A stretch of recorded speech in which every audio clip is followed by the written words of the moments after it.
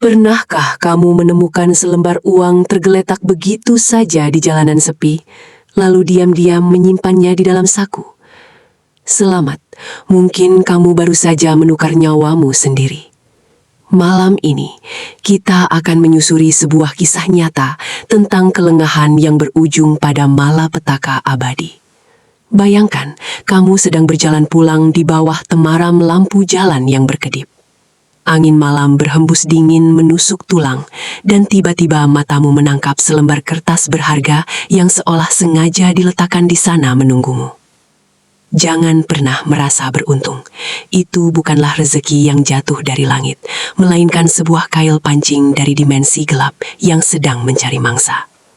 Sebuah kontrak gaib yang tidak pernah kamu baca syarat dan ketentuannya. Uang itu tidak tergeletak sembarangan. Jika kamu memperhatikannya dengan saksama, lembaran itu dilipat dengan cara yang sangat tidak wajar.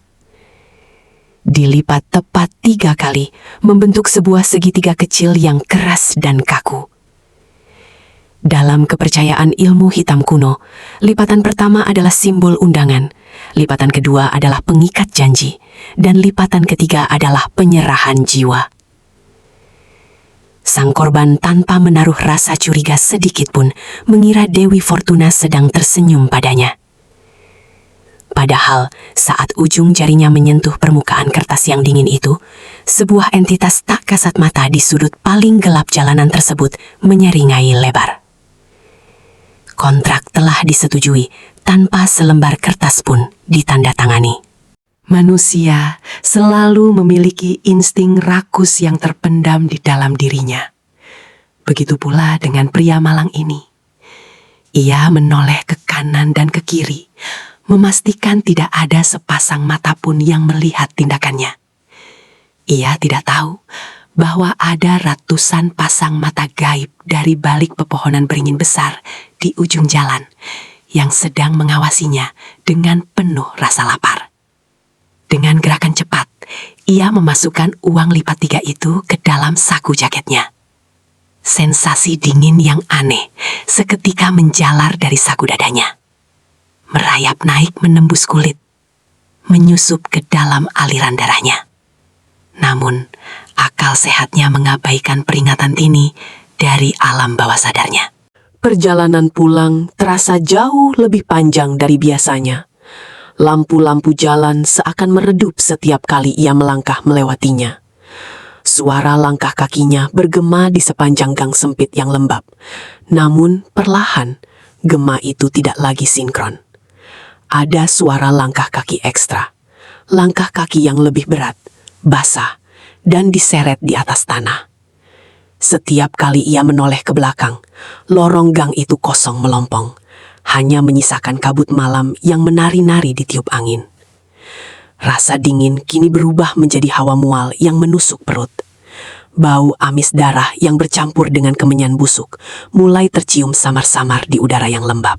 Sesampainya di kamar kosnya yang sempit dan pengap, ia mengunci pintu rapat-rapat, mengira bahwa dinding bata dan selot pintu kayu mampu menahan teror dari dunia luar. Ia tidak menyadari bahwa ia sendirilah yang membawa masuk sang algojo.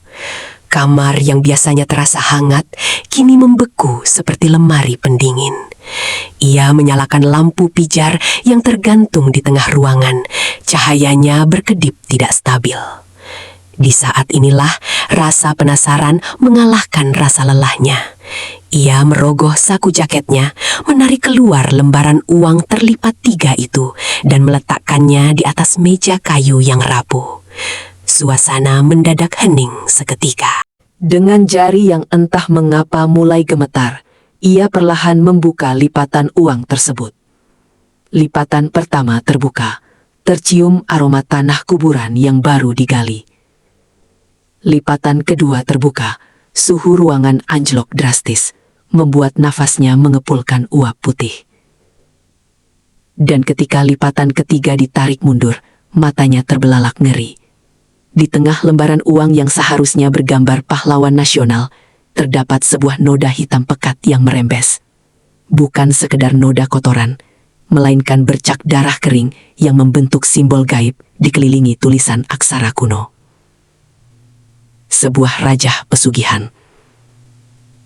Tulisan itu seakan bergerak-gerak.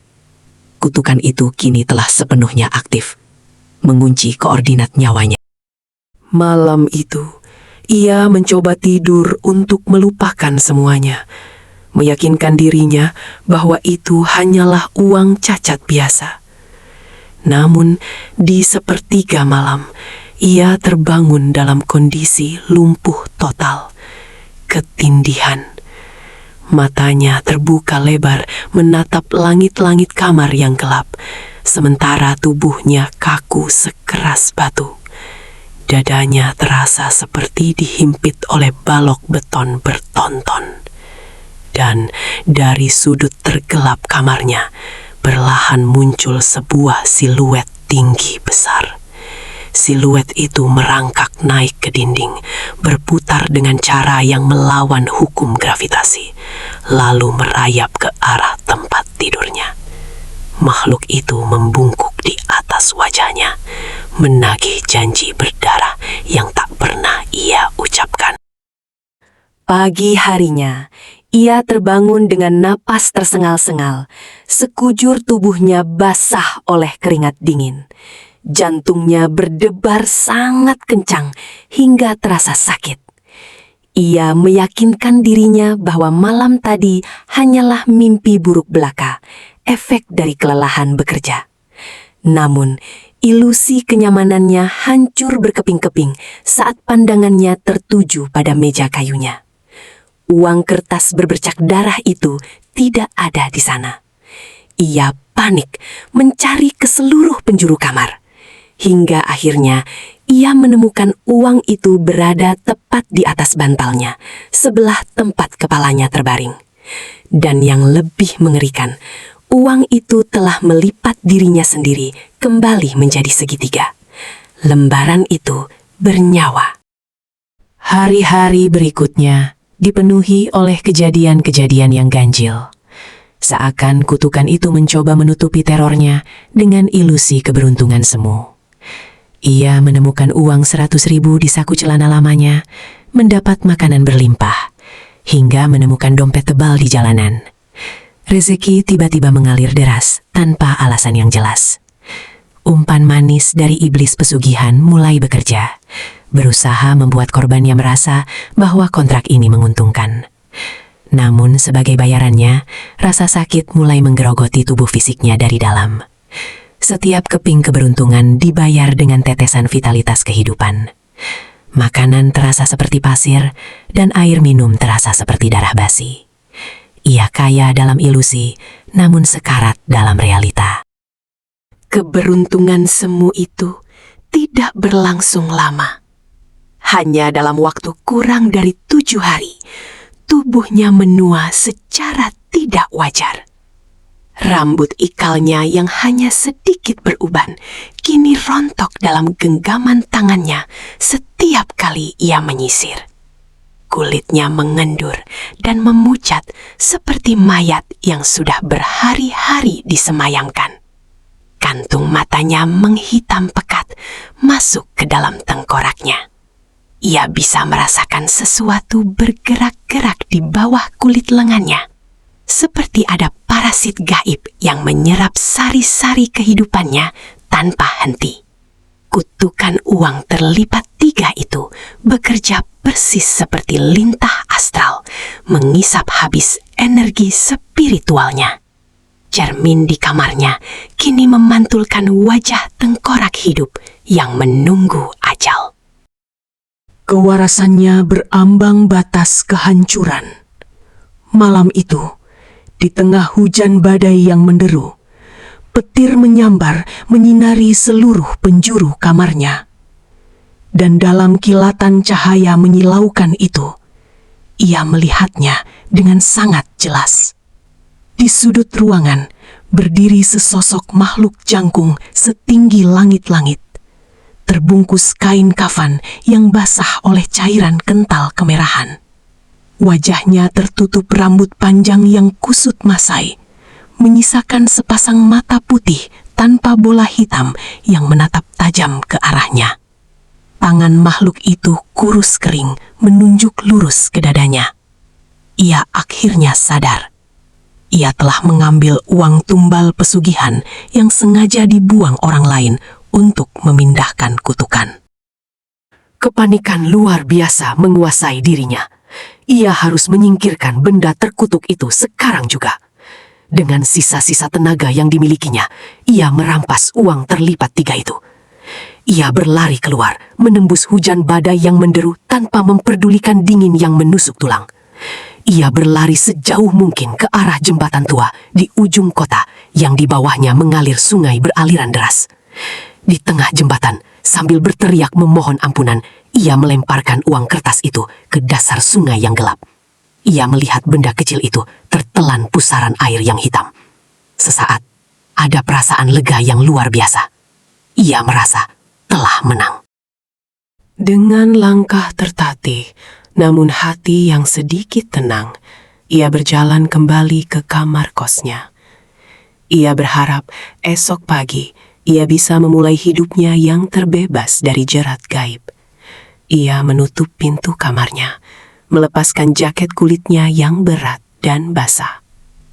Namun saat ia meraba saku jaketnya, jarinya menyentuh sesuatu yang keras, sesuatu yang melipat tajam. Nafasnya terhenti seketika. Matanya terbelalak menatap benda yang baru saja ia keluarkan. Uang terlipat 3 berbercak darah itu telah kembali. Kondisinya benar-benar kering, tanpa terkena setetes pun air hujan. Iblis tidak pernah melepaskan mangsa yang telah terikat kontraknya. Jam dinding berdetak menembus angka 12 malam. Suhu ruangan turun secara ekstrim. Lampu padam sepenuhnya, meninggalkan ruangan dalam kegelapan pekat yang membisukan. Tiba-tiba, suara ketukan pelan bergema dari arah pintu. Pintu perlahan terbuka dengan sendirinya, memperlihatkan lorong luar yang diselimuti kabut hitam kental. Dari balik kabut itu, puluhan tangan kurus pucat merayap masuk ke dalam ruangan, menggapai-gapai mencari kakinya. Suara rintihan jiwa-jiwa tersiksa menggema di kepalanya. Sang penagih utang telah datang. Mereka merayap naik, menariknya secara paksa menuju lorong gelap tanpa akhir. Teriakan pilunya tertelan oleh keheningan malam yang kejam. Esok harinya, kamar kos itu ditemukan kosong melompong. Tidak ada tanda kerusakan atau jejak perkelahian. Sang pria lenyap seolah-olah ia tidak pernah eksis.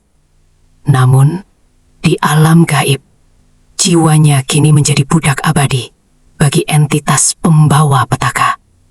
Disiksa tanpa henti sebagai bayaran atas keteledorannya sendiri. Kini, biarkan saya bertanya kepada Anda. Jika malam ini Anda berjalan pulang, menyusuri jalan aspal yang sepi, dan melihat selembar uang terlipat 3, membentuk segitiga, tergeletak tak bertuan, apakah Anda masih berani memungutnya? Biarkan uang itu tetap di sana, karena kutukan pesugihan selalu sabar menunggu pemilik barunya.